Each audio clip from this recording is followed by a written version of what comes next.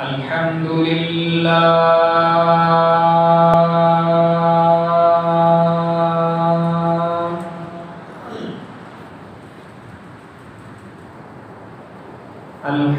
لله نحمده ونستعينه ونستغفره ونؤمن به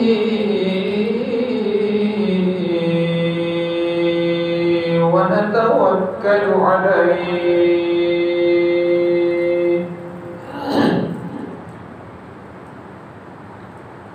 ونعوذ بالله من شرور أنفسنا ومن سيئات أعمالنا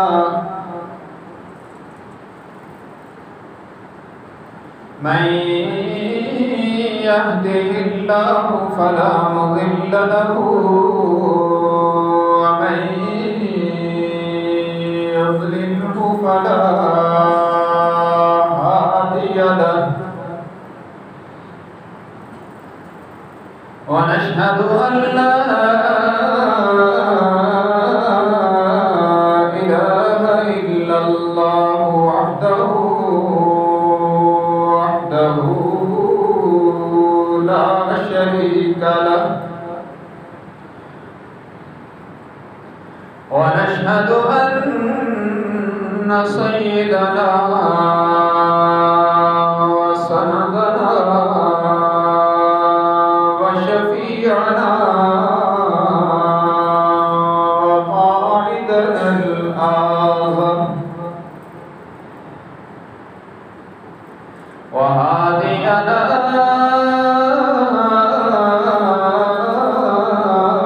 ومرشدنا ومقوانا وملجانا ومولانا محمدا عبده ورسوله أرسله بالحق بشيرا ونذيرا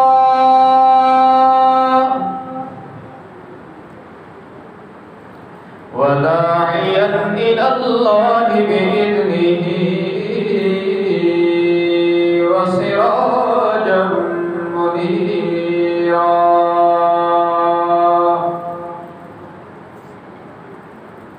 وصلى الله تعالى عليه وعلى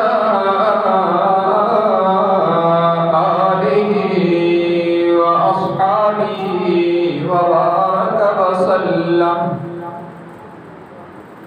وبارك وسلم تسليما كثيرا كثيرا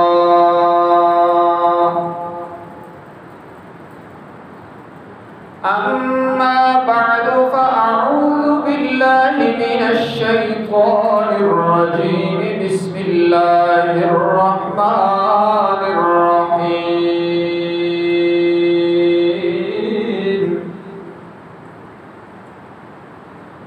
وإذ غدوت من أهلك تبوئ المؤمنين مقاعد للقتال والله سميع عليم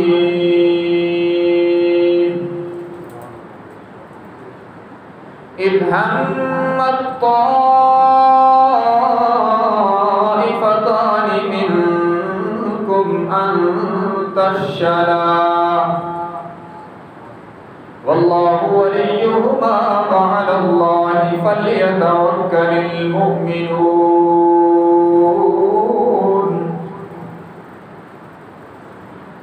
ولقد نصركم الله ببدر وأنتم أذلة فاتقوا الله لعلكم تشكرون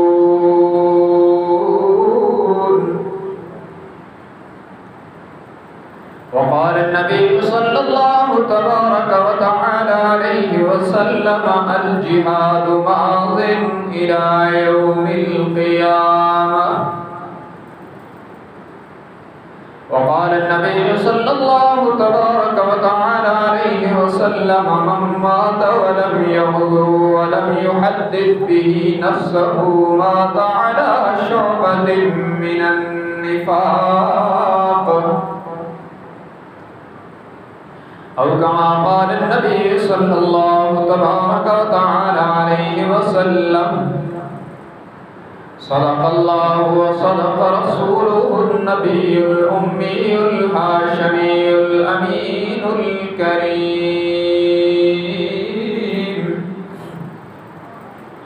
ونحن على ذلك لمن الشاهدين والشاكرين والحمد لله رب العالمين.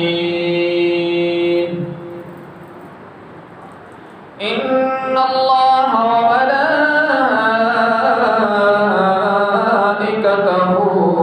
يصلون على النبي يا أيها الذين آمنوا صلوا عليه وسلموا تسليما. اللهم صل على محمد وعلى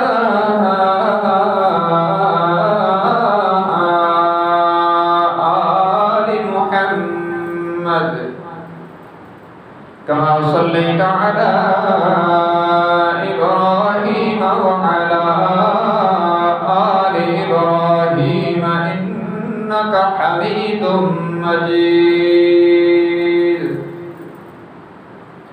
اللهم بارك على محمد وعلى آل محمد كما باركت على إبراهيم وعلى آل إبراهيم إنك حميد مجيد.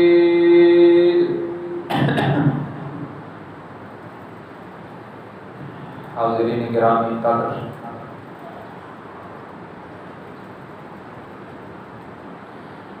ماہ شوال المکرم کا یہ دوسرا جمعہ المبارک ہے.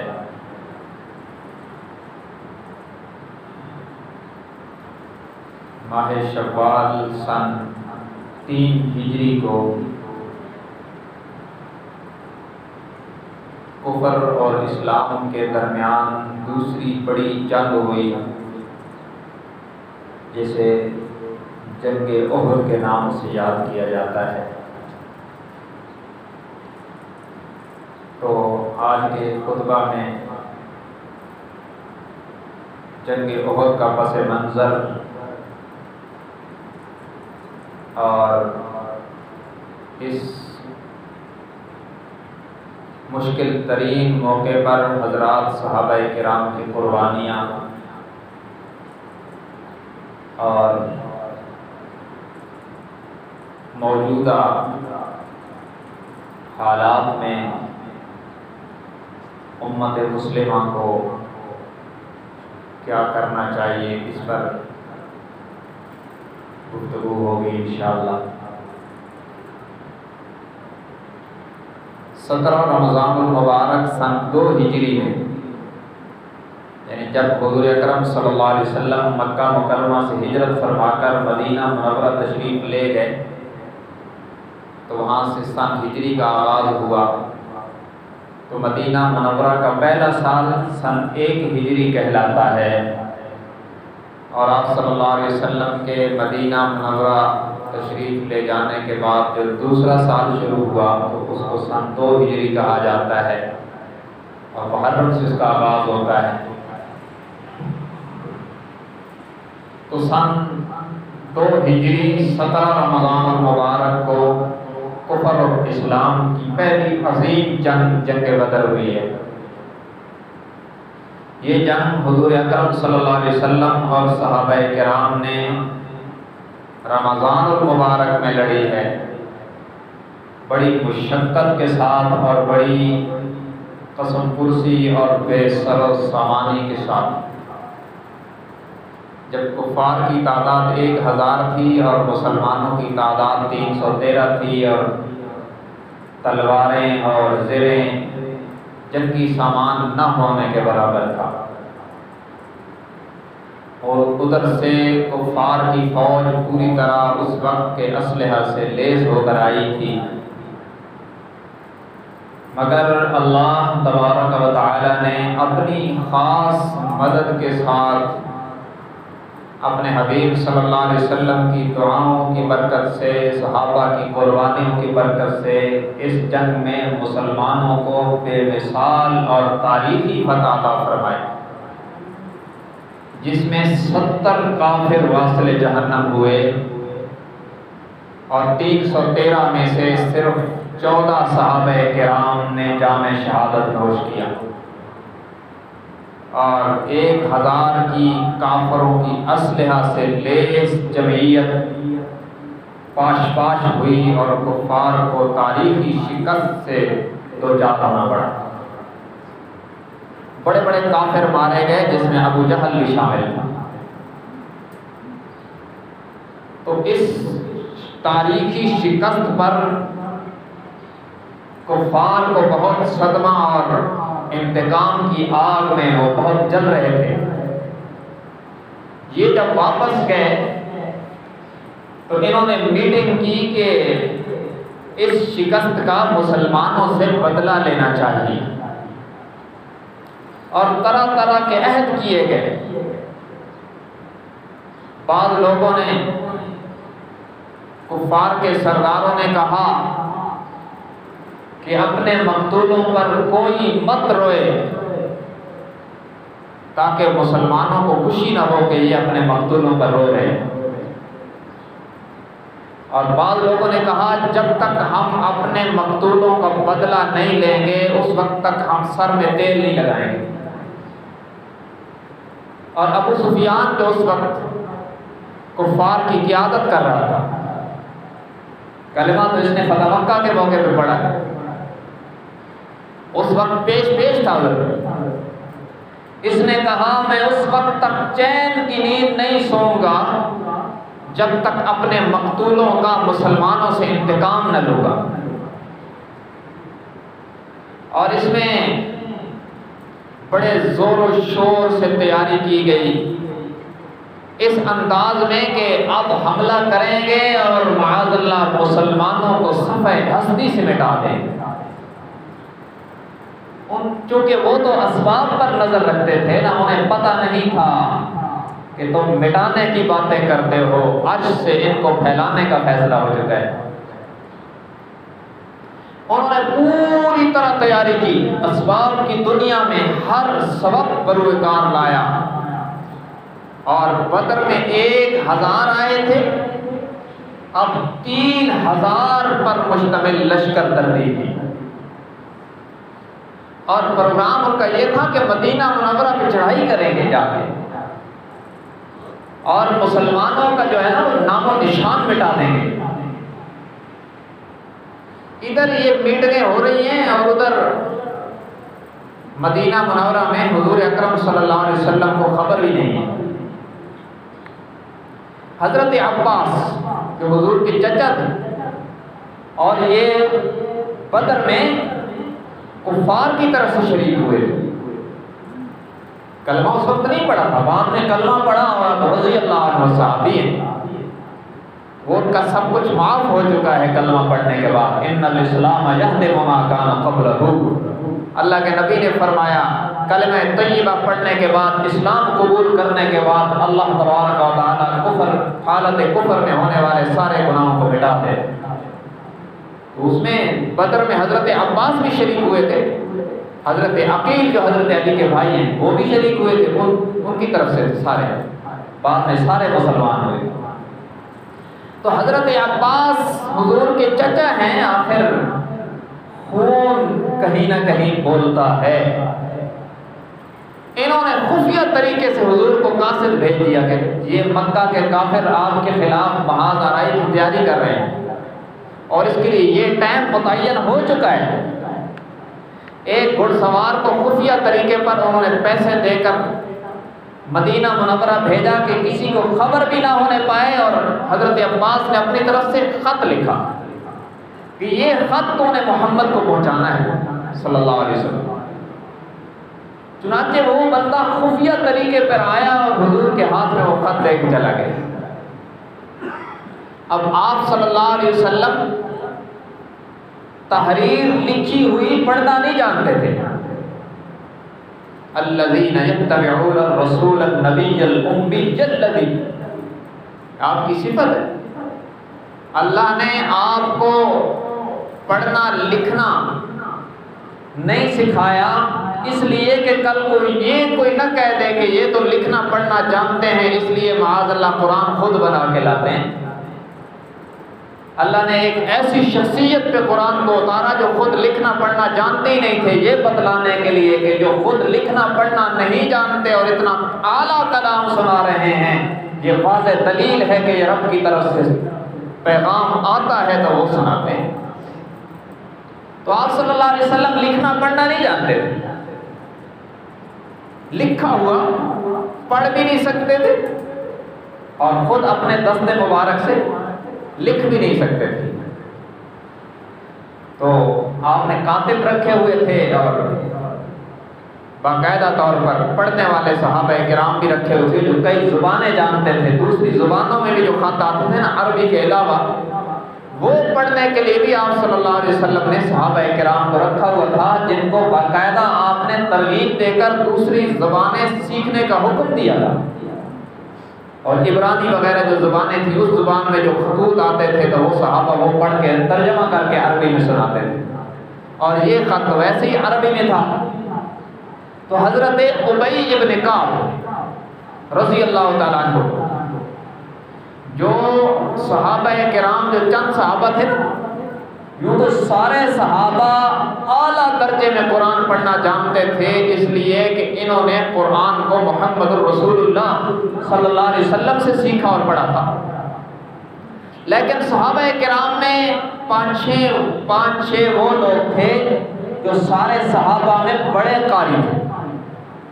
ان میں حضرت ابی ابن کعب اور حضرت ابو موسیٰ اشعری اور حضرت عبداللہ ابن مسعود اور حضرت معاذ ابن جبل اور حضرت سالم مولا ابو حذیفہ، یہ جو لوگ تھے نا، یہ سارے صحابہ میں نمایاں قاری تھے۔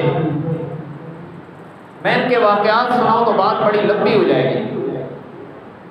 ان میں ابی ابن کعب وہ قاری ہیں جن کے متعلق میرے آقا نے فرمایا، صحابہ کو فرمایا، اقرأکم ابی، تم میں قرآن کا سب سے بڑا قاری ابی ہے۔ اور یہی وہ قاری ہیں جن کے متعلق یہ بھی حدیث میں ہے کہ آپ صلی اللہ علیہ وسلم تشریف لائے اور فرمایا، ابی ابن کعب مجھے سورہ بینہ سناؤ۔ انہوں نے عرض کی، یا رسول اللہ آپ پر تو نازل ہوا ہے۔ فرمایا نہیں، مجھے اللہ نے حکم دیا ہے کہ ابی کو کہو قرآن سنائے۔ صحابہ بھی بڑے سمجھدار تھے۔ حضرت ابی ابن کعب نے موقع کو غنیمت سمجھتے ہوئے کہا کہ یا رسول اللہ، کیا اللہ نے میرا نام لے کے فرمایا؟ تو حضور علیہ السلام نے فرمایا، نعم اللہ سماک یبن ابی، یبن کعب، کہ اے ابی ابن کعب، اللہ نے تیرا نام لے کے فرمایا کہ میرے نبی ابی ابن کعب سے کہو قرآن سنائے، فرش پہ آپ بھی سنو اور عرش پہ میں بھی سنوں۔ یہ اس اعلیٰ صفات کے بندے، اور ان کو یہ اعزاز حاصل ہے کہ اتنا رازدارانہ خط آپ صلی اللہ علیہ وسلم کو انہوں نے پڑھ کے سنایا۔ خط جب پڑھا تو اس میں لکھا تھا کہ مکہ کے کافر اس طرح کی تیاری کے ساتھ آپ پر چڑھائی کرنے کے لیے آ رہے ہیں، آپ مقابلے کی تیاری کرو۔ آپ نے خط پڑھ لیا اور ابی ابن کعب سے فرمایا کہ بات راز میں رہنی چاہیے، صحابہ کرام کی عظمت کو کیا کہنا ہے جو اللہ کے نبی کے رازدار ہیں۔ لوگ کہتے ہیں ایسے ویسے تھے، کوئی بندہ راز اس کو تو نہیں بتاتا نا جس پر اعتماد نہ ہو۔ جنگی راز ہے، کوئی عام سوشل کسی مسئلے کا راز نہیں ہے، کفر اور اسلام کے درمیان ہونے والی دوسری بڑی عظیم جنگ کا بڑا راز ہے۔ لیکن آپ صلی اللہ علیہ وسلم کو اتنا اعتماد ہے، فرمایا ابی یہ بات راز رہنی چاہیے۔ انہوں نے عرض کی لبیک یا رسول اللہ، وہاں تو یہ نعرہ اور یہ لفظ سجدہ بھی تھا کیونکہ حضور سامنے۔ انہوں نے عرض کی آقا میں حاضر، جب تک جسم میں جان ہے آپ کے آرڈر کے بغیر راز آؤٹ نہیں ہوگا۔ حضور علیہ السلام وہاں سے اٹھے اور انصار کے سردار جناب سعد رضی اللہ تعالیٰ عنہ کو بلایا۔ دیکھیں صحابہ میں حضرت سعد نامی بہت سارے صحابی ہیں، حضرت سعد ابن ابی وقاص بھی ہیں جن کو حضور کا ماموں کہا جاتا تھا اس وجہ سے کہ وہ حضرت حلیمہ سعدیہ کے قبیلے کے۔ حضرت سعد ابن ابی معاذ بھی ہیں، سعد بن معاذ بھی ہیں جو یہود کے قبیلے کے سردار تھے اور مسلمان لائے تھے۔ حضرت سعد ابن ربی بھی ہیں، یہ بھی انصاری ہیں۔ حضرت سعد ابن عبادہ بھی ہیں، یہ بھی انصاری سردار ہیں۔ تو ان کو بلایا سعد ابن عبادہ، کیونکہ جو لوگ حضور کے ساتھ ہجرت کر کے گئے تھے ان کو مہاجر کہتے ہیں، اور وہ کمزور اور بے گھر لوگ تھے۔ تو آپ صلی اللہ علیہ وسلم نے ان سے مشورہ کیا جو وہاں کے رہائشی تھے اور سردار تھے۔ حضرت سعد سے آپ نے تنہائی میں خلوت میں ان کے گھر تشریف لے گئے اور ان سے انہیں یہ بتلایا کہ اس طرح خط آیا ہے اور یہ ہم نے تیاری کرنی ہے۔ میں یہاں عرض کرتا ہوں کہ حضرت سعد کی عظمت کے کیا کہنے ہیں جن کے گھر میں مشورہ کرنے کے لیے حضور خود تشریف لے گئے، اور آپ نے فرمایا سعد خلوت میں بات کرنی ہے، گھر والوں کو سائڈ پہ کرنا۔ تو وہ الگ کمرے میں حضور کے ساتھ بیٹھے، آپ نے ان کو پوری تفصیل بتلائی۔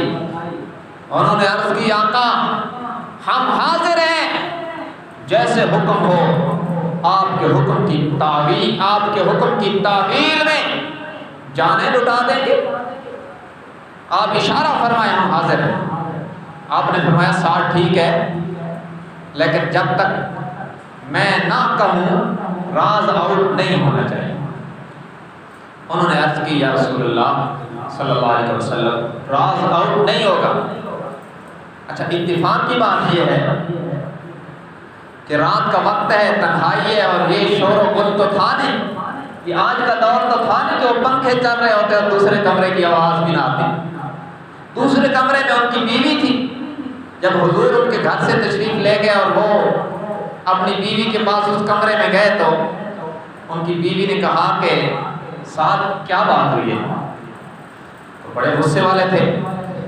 انہوں نے فرمایا خبردار، میرا اور اللہ کے نبی کا معاملہ ہے، تجھے کیا کرتے اس سے؟ اس نے مسکرا کے کہا سعد جتنی باتیں آپ نے اور اللہ کے نبی نے کی ہے نا، میں نے دیوار کے ساتھ کھڑے ہو کے ساری سنی۔ فوراً اس کا ہاتھ پکڑ لیا، کہا چلو اللہ کے نبی کے پاس۔ فوراً توڑ کر حضور کے پاس اس کو لے گئے۔ ابھی تک آپ صلی اللہ علیہ وسلم چند قدم چلے تھے کہ حضرت سعد اپنی بیوی کا ہاتھ پکڑ کے حضور کے پاس لے گئے اور عرض کی یا رسول اللہ صلی اللہ علیہ وسلم، آپ نے فرمایا تھا کہ میرے اور آپ کے درمیان راز ہے، کسی کو پتہ نہ چلے، لیکن اس نے سن لیا ہے۔ میں آپ کے پاس اس کو اس لیے لایا ہوں کہ کہیں مدینہ منورہ کے اندر یہ بات چلے اور میں آپ کی نظروں سے نہ گر جاؤں کہ میں نے آپ کا راز آؤٹ کر دیا ہے۔ اور بیوی کو یہاں سے پکڑا ہوا ہے کہ وعدہ کر اللہ کے رسول کا راز آؤٹ نہیں کرے گی۔ مگر آپ صلی اللہ علیہ وسلم کو صحابہ کرام کی عورتوں پر، صحابیات پر بھی اتنا اعتماد تھا کہ آپ نے فرمایا سعد اس کا ہاتھ چھوڑ دو، میں گارنٹی دیتا ہوں کہ یہ بھی راز آؤٹ نہیں کرے گی۔ ایسا اعتماد تھا اللہ کے نبی کو، مردوں پر نہیں عورتوں پر بھی اتنا مضبوط اعتماد ہے۔ اب حضور اکرم صلی اللہ علیہ وسلم نے اس راز کو سارے صحابہ کے سامنے کھولنے کا ارادہ فرمایا۔ تو یہ شب جمعہ کی رات تھی، آپ نے صحابہ کرام کو بلایا اور ان کے سامنے ساری صورتحال رکھی۔ اس میں صحابہ کرام مخلصین بھی شامل اور عبداللہ بن ابی کی پارٹی جو بظاہر کلمہ پڑھتے تھے وہ بدبخت بھی شامل۔ سب کے سامنے آپ نے رائے رکھی اور آپ نے فرمایا کہ بتلاؤ کیا کرنا چاہیے۔ تو چند صحابہ کرام جو بڑے بڑے صحابہ اس میں شامل اور خود آپ صلی اللہ علیہ وسلم کی رائے بھی یہی تھی کہ ہمیں مدینہ منورہ کے اندر رہ کر دفاع کرنا چاہیے، اس لیے کہ یہاں جب کافر آئیں گے تو مدینہ منورہ کی تنگ گلیوں میں ہم ان پر تیر برسائیں گے، اور اگر مدینہ میں داخل ہوں گے تو عورتیں چھتوں سے ان پر پتھر برسائیں گی۔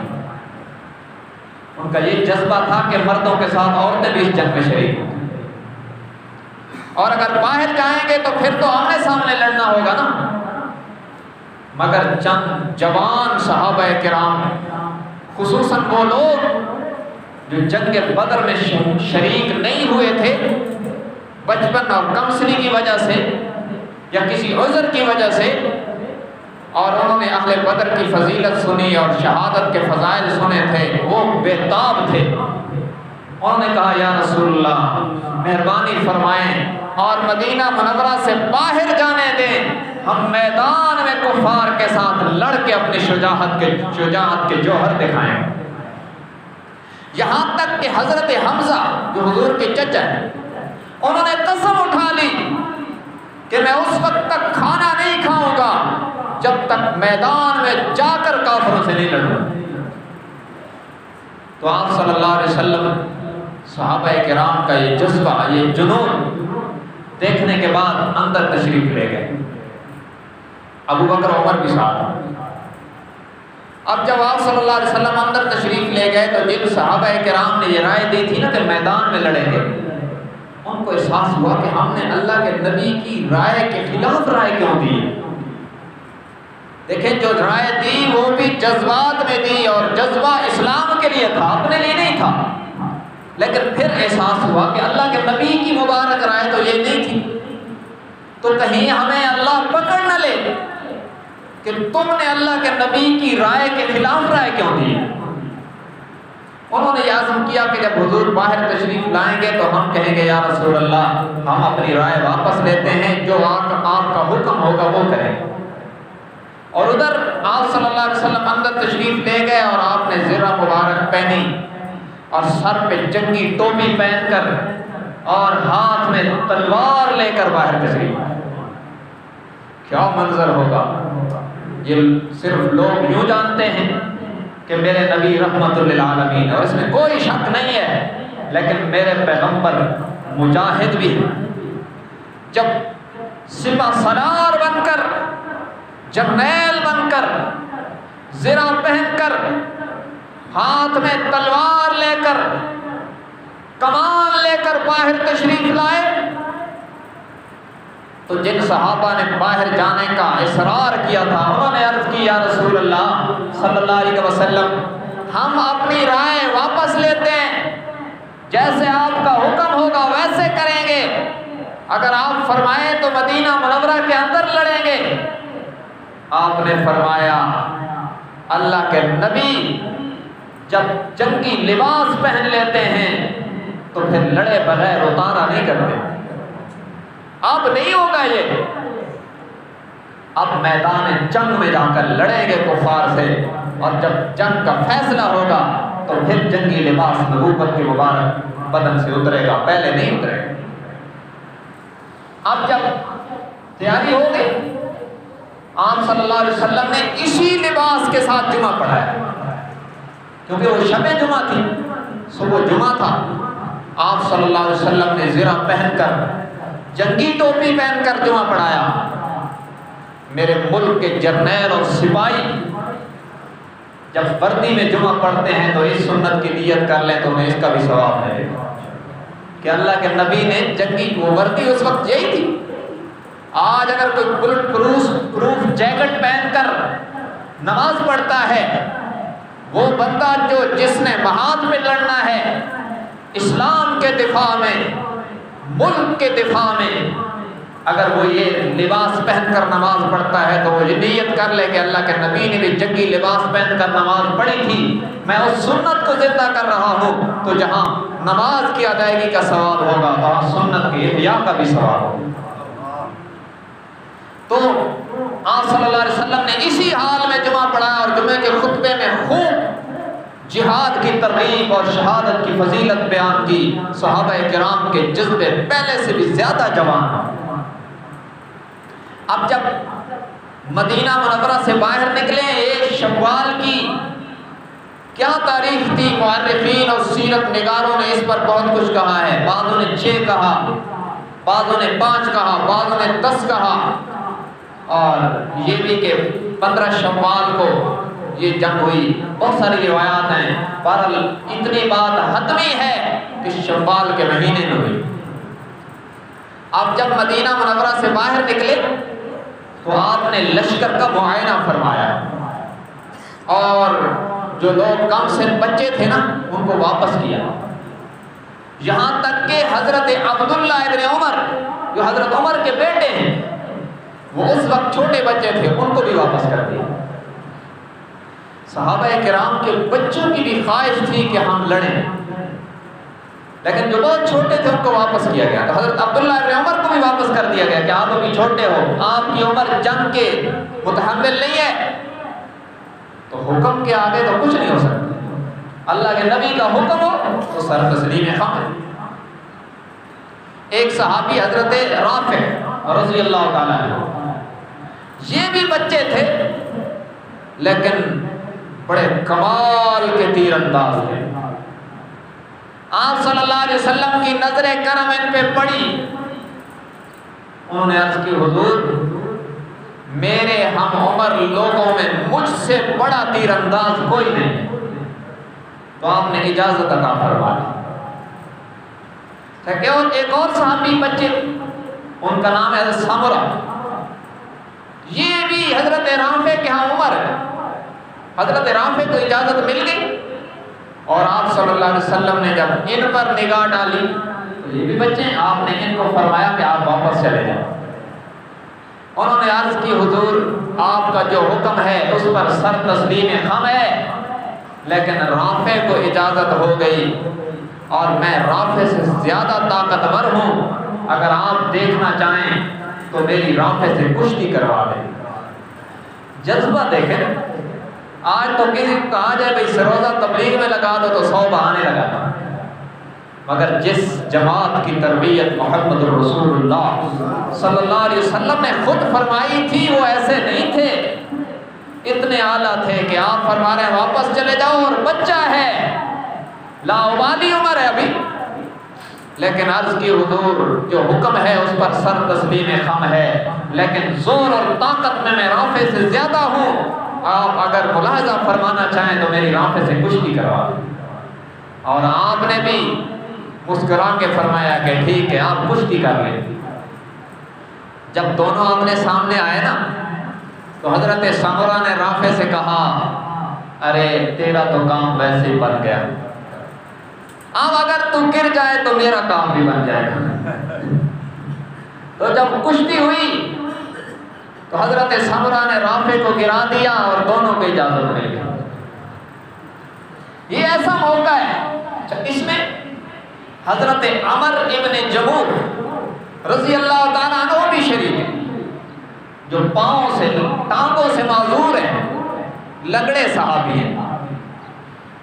ان کے بیٹوں نے حضور سے عرض کی یا رسول اللہ صلی اللہ علیہ وسلم ہم جنگ میں شریک ہیں، ان کے جوان بیٹے یہ معذور ہیں، آپ ان سے فرمائیے کہ انہیں تو حکم بھی نہیں، ظاہر ہے معذور لوگ تو مستثنیٰ ہیں، تو یہ جنگ میں شریک نہ ہوں. آپ نے فرمایا عمر آپ معذور ہو، اللہ نے آپ کو مستثنا کر دیا، رعایت دے دی، تو آپ اس رعایت کو استعمال کریں اور آپ جنگ میں شریک نہ ہو، ویسے بھی آپ چل نہیں سکتے تو آپ اس جنگ میں کیوں جا رہے ہیں؟ انہوں نے عرض کی آقا آپ کا حکم ہو تو حاضر ہے، واپس ہو جاؤں گا، لیکن میری تمنا یہ ہے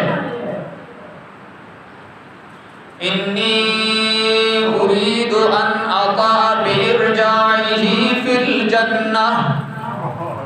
عرض کی یا رسول اللہ صلی اللہ علیہ وسلم میری تمنا اور چاہت یہ ہے، اگرچہ میں ٹانگوں سے معذور ہوں، عام لوگوں کی طرح چل نہیں سکتا ہوں، لیکن میری تمنا یہ ہے کہ جیسے میرے بیٹے جنت میں جائیں میں اپنے اس لنگڑے پن کے ساتھ جنت میں جانا چاہتا ہوں۔ آپ صلی اللہ علیہ وسلم نے یہ جذبہ دیکھ کر، یہ جنون دیکھ کر، یہ شوق ملاحظہ فرما کر اجازت عطا فرما دی۔ اور آگے چلنے سے پہلے میں عرض کرتا جاؤں کہ جب میدان سجا، عمر ابن جموح رضی اللہ تعالیٰ عنہ شہید ہو گئے، اور جب شہداء کو اٹھا کے لایا جانے لگا، عمر ابن جموح کی لاش کو اونٹ پہ رکھ کے جب مدینہ منورہ کی طرف چلاتے ہیں تو چلتا ہی نہیں، اور جب احد کی طرف رخ موڑتے ہیں تو چل پڑتا ہے۔ آپ نے معلوم کیا ان کے بیٹوں سے کہ کیا بات ہے، انہوں نے عرض کی یا رسول اللہ صلی اللہ علیہ وسلم انہوں نے چلتے ہوئے دو دعائیں فرمائی تھی، ایک دعا کی تھی اللہم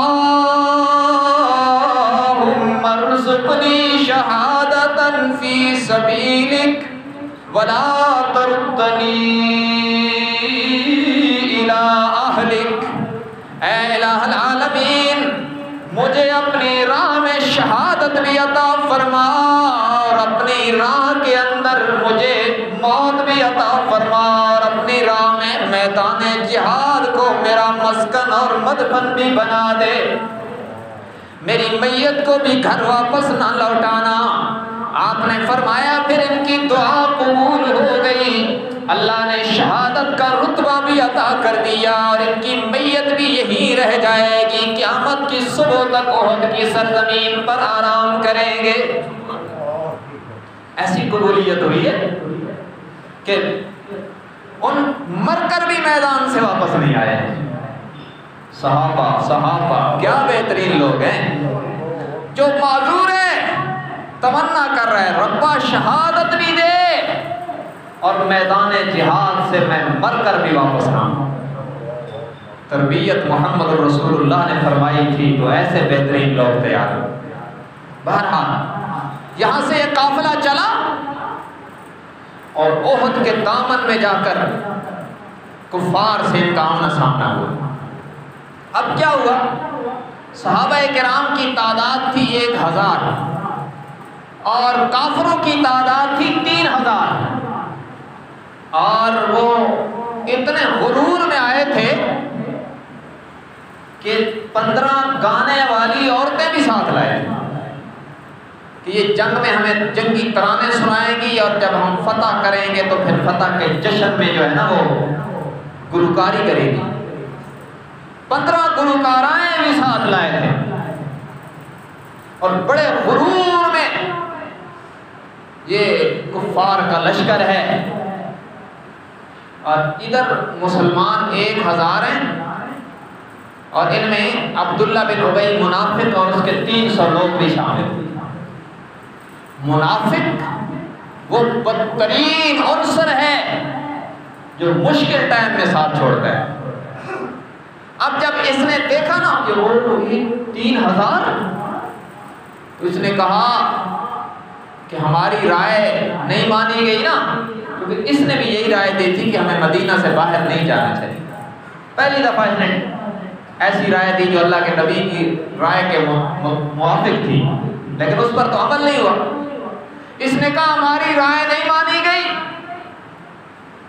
3000 سے 1000 کا لڑنا تو مرنا ہے، یہ کوئی عقل کی بات ہے معاذ اللہ بقول اس کے؟ وہ 3000 ہم 1000 اور 3000 میں بھی 700 کافر ایسے تھے جو سر سے پاؤں تک مکمل لوہے کا لباس پہنے ہوئے۔ اس نے کہا ہم نہیں لڑتے، اپنے 300 منافقوں کو لے کر احد کے میدان سے واپس۔ اب دیکھیں نا کیسی ضرب لگی کہ ادھر 3000 ہیں اور یہ 1000 ہے، اور ان میں سے بھی 3000 بھاگ گئے۔ اور یاد رکھنا کوئی مخلص صحابی نہیں بھاگا، یہ 300 عبداللہ بن ابی کے ساتھ منافق تھے جنہوں نے میدان جنگ میں جا کر حضور کا ساتھ چھوڑ دیا۔ اب رب العالمین نے مدد کا اعلان کیا۔ جب انہوں نے یہ 300 لوگ بھاگے نا تو بعض صحابہ کرام کے دلوں میں وسوسہ آیا۔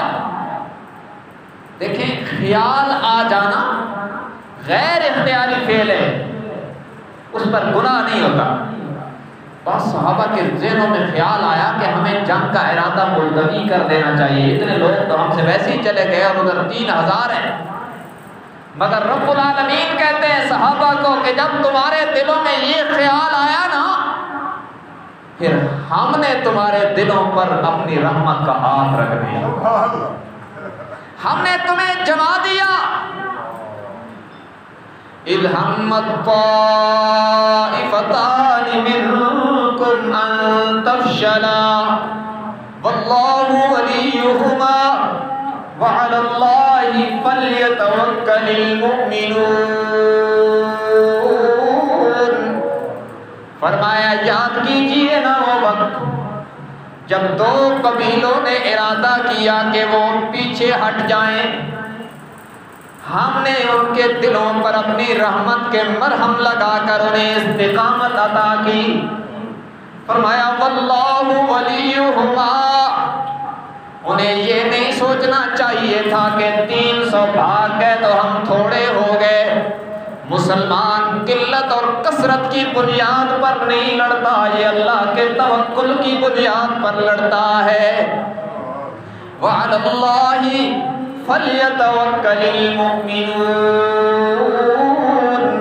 مسلمانوں کی نظریں قلت اور کثرت پر نہیں رہنی چاہیے بلکہ ہر حال میں اللہ کی ذات پر ان کی نگاہیں رہنی چاہیے۔ تو بہرحال یہ 700 مخلص کھرے صحابہ کرام رہ گئے حضور کے ساتھ، اور انہوں نے ان 3000 کے لشکر کے ساتھ جنگ لڑی ہے، اور ان 700 نے، اور ان سے پہلے جنگ بدر میں 313 نے 1000 کے ساتھ ٹکرا کر، اور اس جنگ میں 700 صحابہ کرام نے 3000 کے لشکر کے ساتھ ٹکرا کر عملاً یہ پیغام دیا کہ مسلمان جب اس کا ایمان کامل ہو اور عمل صالح ہو اور اس کی نظر رب پہ ہو تو پھر وہ افرادی قوت کو نہیں دیکھتا ہے، اللہ کی قدرت کو دیکھ کر میدان میں اترتا ہے، اور پھر اللہ کی مدد اس کے قدم چومتی ہے۔ ہماری تاریخ ساری اس پر شاہد ہے، اور یہ تو وہ جماعت ہے جو میدان احد و بدر میں اتری ہے جن پر اللہ کی نصرت کا سایہ بھی ہے اور میرے آقا کی مقدس نگاہ کا سایہ بھی ہے۔ ان میں حضور بھی ہے، تاریخ رقم ہو رہی ہے اسلام کی کہ مسلمان کس جذبے سے میدان میں اترتا ہے۔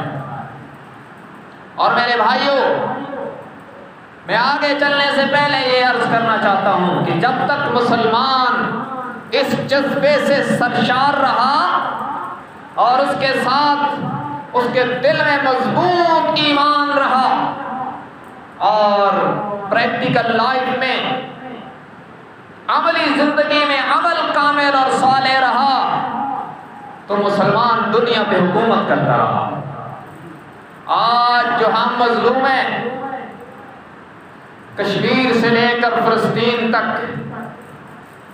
یہ ہمارا خون بہتا دکھائی دے رہا ہے، اس کی بس ایک ہی وجہ ہے کہ ہم نے ارباب اقتدار سے لے کر ریڑھی والے تک ہم نے اسلام کی تعلیمات کو عمومی طور پر نظر انداز کر دیا ہے۔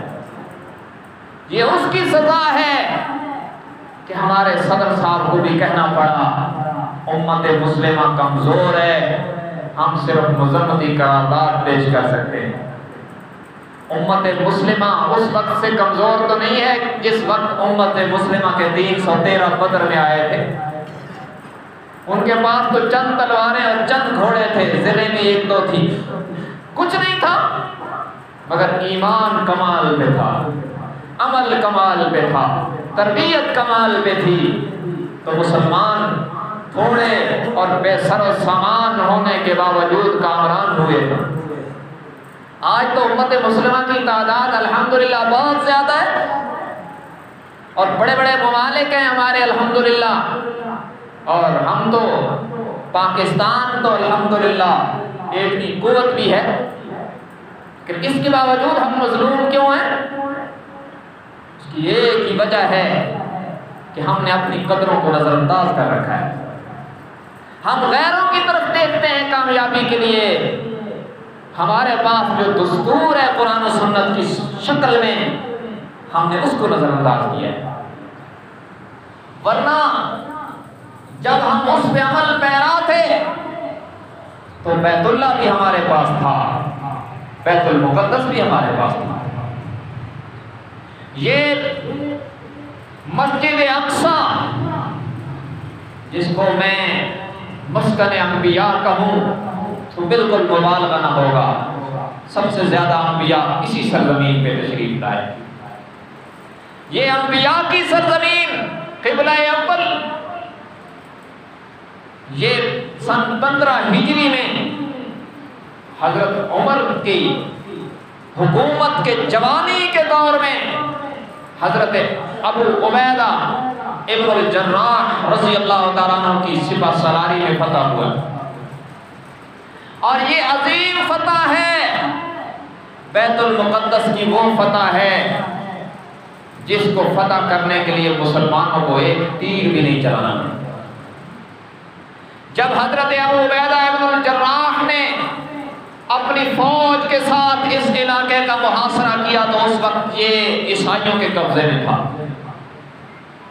اس وقت کے عیسائی پادریوں نے کہا اپنے سپہ سالار کو یہاں لاؤ، ہم دیکھیں گے اگر ہماری کتابوں کے مطابق اس کی نشانیاں پوری ہوئی تو بغیر جنگ کے بیت المقدس تمہارے حوالے کر دیں۔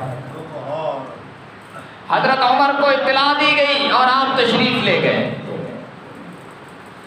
اس وقت جب کہ حضرت عمر 22 لاکھ مربع میل کے فاتح ہیں، آپ کے مبارک کرتے پر کئی پیوند لگے ہوئے تھے، اور آپ جب تشریف لے گئے تو یوں نہیں تھا کہ ملک کے وزیر اعظم نے آنا ہے تو 2 دن پہلے سے روڈ بند ہے اور عوام دھکے کھا رہی ہے، ایسا نہیں تھا۔ وہ مرد کلندر جس کے پاؤں کی ٹھوکروں سے زلزلے رک جاتے تھے، اور وہ مرد جرار جس کے متعلق میرے نبی نے فرمایا عمر تو جس راستے سے گزرتا ہے شیطان بھی وہ راستہ چھوڑ دیتا ہے۔ اتنا بڑا جرنیل جا رہا ہے، کون ہے؟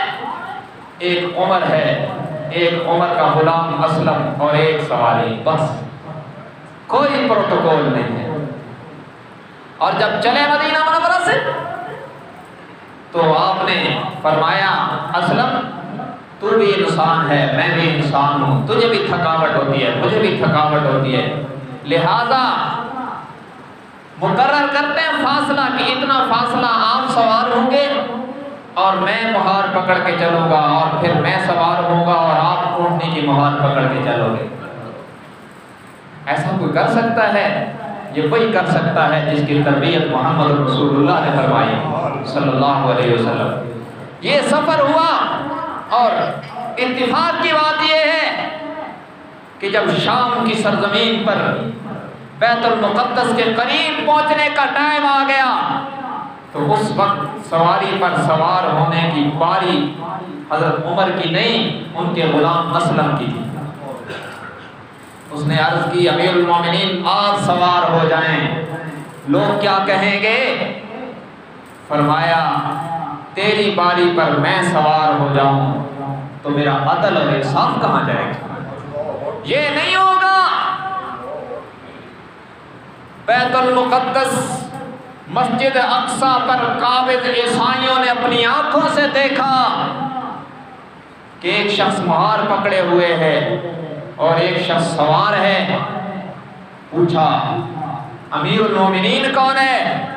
مسلمان جرنیل نے کہا جس کے ہاتھ میں مہار ہے وہی عمر جرار ہے۔ انہوں نے کہا بغیر جنگ کے چابیاں تمہارے حوالے ہیں، ہم نے یہی پڑھا تھا کہ مسلمانوں کا خلیفہ اس حال میں آئے گا کہ وہ اونٹنی کی مہار پکڑ کے آئے گا اور اس کا غلام اونٹنی پہ سوار ہوگا، اور کرتے پہ لگے پیمت بھی دیکھ لی۔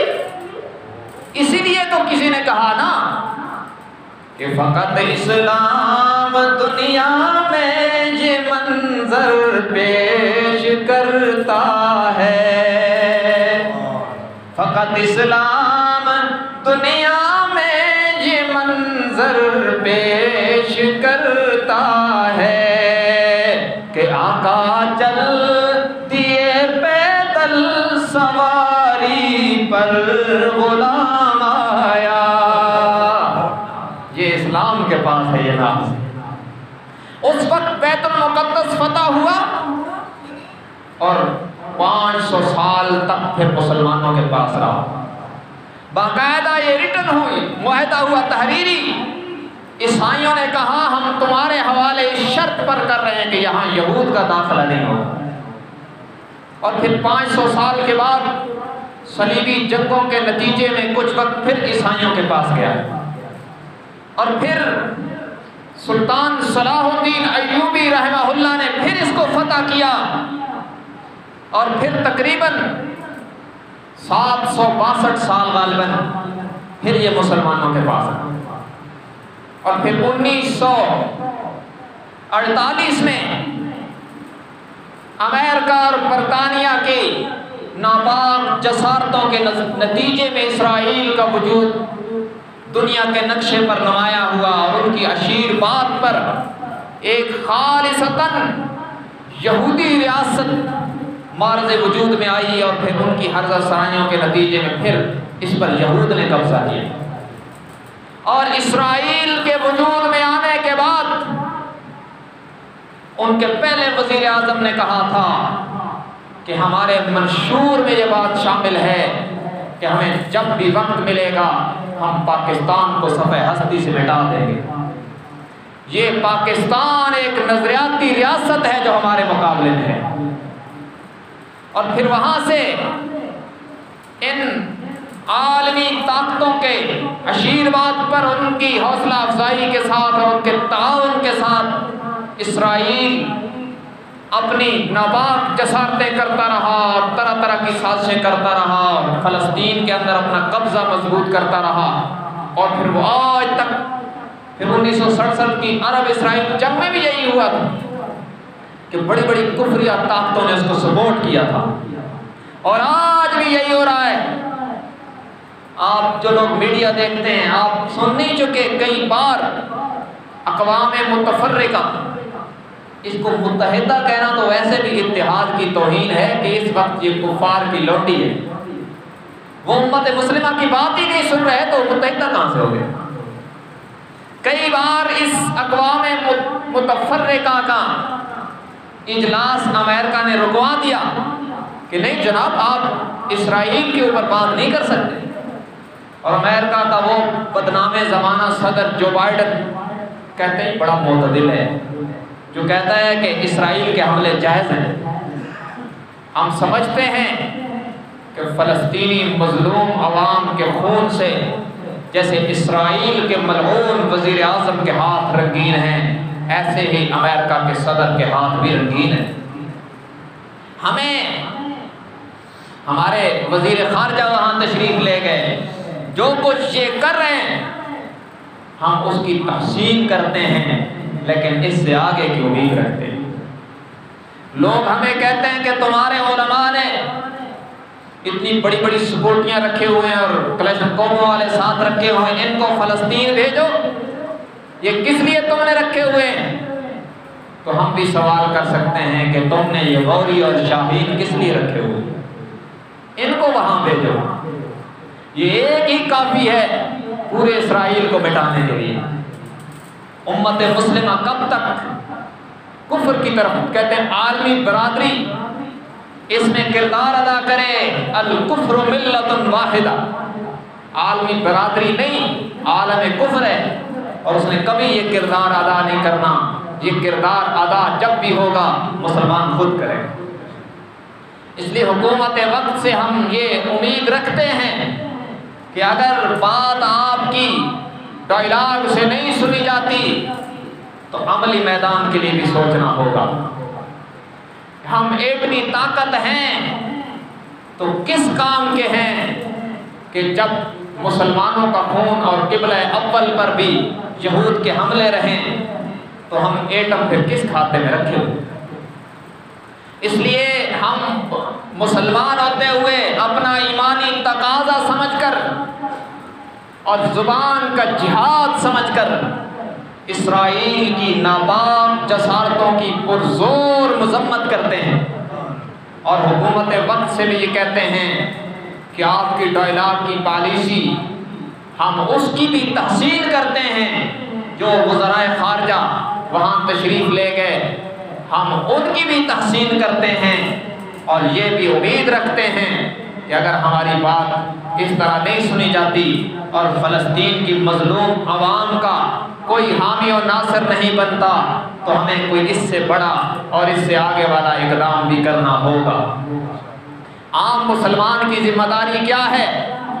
اور کچھ نہیں کر سکتے ہو نا تو ان کے لیے دعا تو کر سکتے، کم از کم مسلمان دل میں فکر مند تو ہو جائے کہ ہمارے بھائی مظلوم ہیں، ہمارا ایک خطہ جس پر یہود کا ناجائز قبضہ ہو رہا ہے، اس کی آزادی کے لیے اگر اور کچھ نہیں ہو سکتا تو کم از کم دعاؤں میں اس کو ضرور یاد فرما لیں، کم از کم کسی درجے میں نعرے نمرود میں چڑیا کا پانی تو شامل ہو جائے نا، کم از کم ہم کل کو اللہ کی عدالت میں یہ تو کہہ سکیں کہ یا اللہ ہم بے بس تھے، ہمارے پاس کوئی اختیار نہیں تھا، اقتدار نہیں تھا، بس ایک زبان تھی وہ تو ہلاتے رہے ان کے حق میں، آپ سے مانگتے تو رہے، کم از کم یہ تو کر سکتے ہیں۔ اور جہاد کے لیے ہمیں ذہنی طور پر تیار رہنا چاہیے، کبھی بھی موقع ملے تو جہاد مسلمان کا زیور ہے، یاد رکھنا۔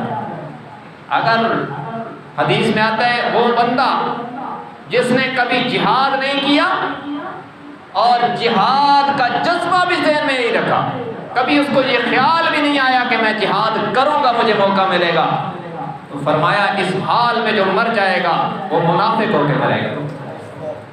اس لیے جذبہ جہاد ہمیں ہونا چاہیے کہ جب بھی موقع ملے تو ہم جہاد کریں گے، اور اس لحاظ سے جہاں ہم قبائلی طریقوں پر لڑتے ہیں، لوگ کتنے قتل ہوتے ہیں، اگر ہم بندوق چلانا اس لیے سیکھتے ہیں کہ کل کو کوئی ادھر لڑائی ہوگی کسی دشمن سے، کسی قبائلی دشمن سے تو ہم دفاع کریں گے، تو ہم اسلحہ اس لیے بھی سیکھیں کہ کل کو کفر سے مقابلہ ہوگا تو ہم اسلام کا دفاع کریں۔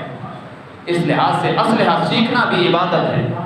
الحمدللہ ہم نے یہ ایجنسیاں نوٹ کریں گے کہ یہ کیا کہہ دیا، لیکن مجھے فخر ہے الحمدللہ کہ میں نے اسلحے کو چلانا بھی عبادت سمجھ کر سیکھا ہوا ہے کہ کبھی ہماری ضرورت بھی اسلام کو پڑ گئی تو انشاءاللہ صف اول میں نظر آئے۔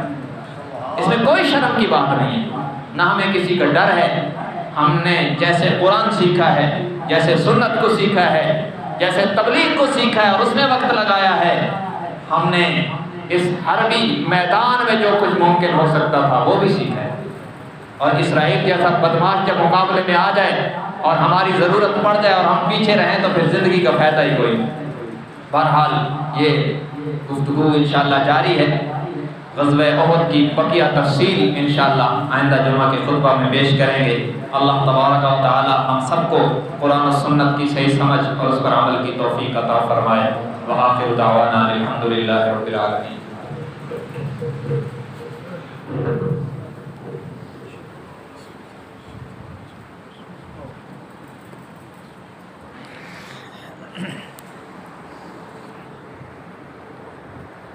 One hour 0 minutes.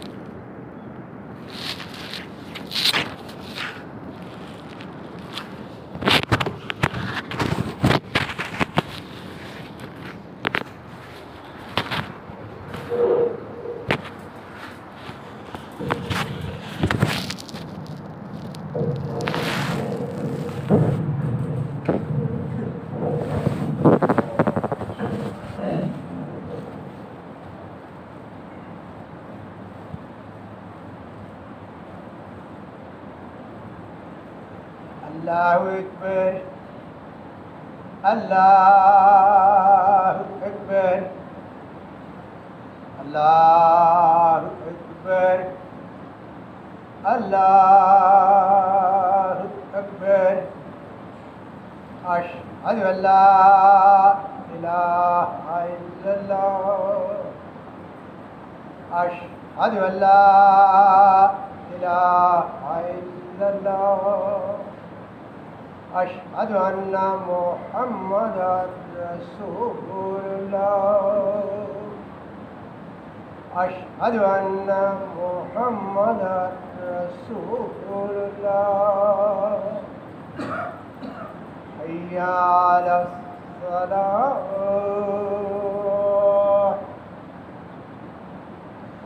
حي على الصلاة حي على الفلاح حي على الفلاح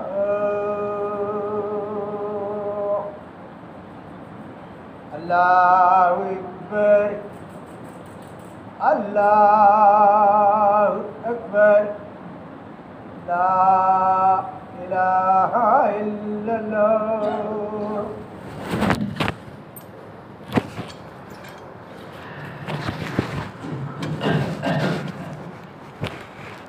الحمد لوليه والصلاة والسلام على نبيه محمد وآله وأصحابه المتأدبين بآدابه. أما بعد فأعوذ بالله من الشيطان الرجيم. بسم الله الرحمن الرحيم. الحمد لله الذي أنزل على عبده الكتاب ولم يجعل له عوجا قيما لينذر بأسا شديدا من لدنه ويبشر المؤمنين الذين يعملون الصالحات أن لهم أجرا حسنا ماكثين فيه أبدا وينذر الذين قالوا اتخذ الله ولدا ما لهم به من علم ولا لآبائهم كبرت كلمة تخرج من أفواههم إن يقولون إلا كذبا فلعلك باخع نفسك على آثارهم إن لم يؤمنوا بهذا الحديث أسفا إنا جعلنا ما على الأرض زينة لها لنبلوهم أيهم أحسن عملا وإنا لجاعلون ما عليها صعيدا جرزا أم حسبت أن أصحاب الكهف والرقيم كانوا من آياتنا عجبا إذ أوى الفتية إلى الكهف وقالوا ربنا آتنا من لدنك رحمة وهيئ لنا من أمرنا رشدا فضربنا على آذانهم في الكهف سنين عددا ثم بعثناهم لنعلم أي الحزبين أحصى لما لبثوا أمدا. بارك الله تعالى في القرآن العظيم ونفعنا وإياكم بالآيات والذكر الحكيم. أستغفر الله لي ولكم ولسائر المسلمين فاستغفروه إنه هو الغفور الرحيم.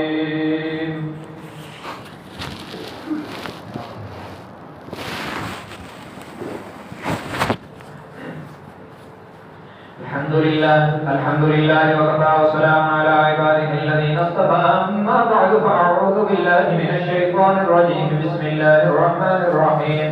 إن الذين آمنوا وعملوا الصالحات كانت لهم جنات الفردوس نزلا خالدين فيها لا يبغون عنها حولا. قل لو كان البحر مدادا لكلمات ربي لنفد البحر قبل أن تنفذ كلمات ربي ولو جئنا بمثله مددا. قل إنما أنا بشر مثلكم يوحى إلي أنما إلهكم إله واحد فمن كان يرجو لقاء ربه فليعمل عملا صالحا ولا يشرك بعبادة ربه أحدا. وقال النبي صلى الله تعالى عليه وسلم عليكم بسنتي وسنة الخلفاء الراشدين المهديين يعني أبا بكر وعمر وعثمان وعلي رضي الله تعالى عنهم أجمعين. وقال النبي صلى الله عليه وسلم في حق جميع الصحابة والتابعين لا تمسوا النار من رأني ولا من رأني كما قال عليه الصلاة والسلام. اللهم انصر عساكر المسلمين في كل بلاد. اللهم انصر عساكر المسلمين في كل بلاد. اللهم انصر عساكر المسلمين في كل بلاد. اللهم انصر المسلمين في كل بلاد واخذل عدوهم في جميع الأماكن والبلدان. اللهم تقبل دعاءنا بفضلك العظيم وبرحمتك التي وسعت كل شيء. لا إله إلا أنت يا مغيث وغثني. إن الله يأمر بالعدل والإحسان وإيتاء ذي القربى وينهى عن الفحشاء والمنكر والبغي يعظكم لعلكم تذكرون. اذكروا الله يذكركم وادعوه يستجب لكم ولذكر غير الله تعالى أعلى وأولى وأعز وأتم وأعظم وأكبر والله يعلم ما تصنعون. سب درست فرما لیں، موبائل منبت کر دیں.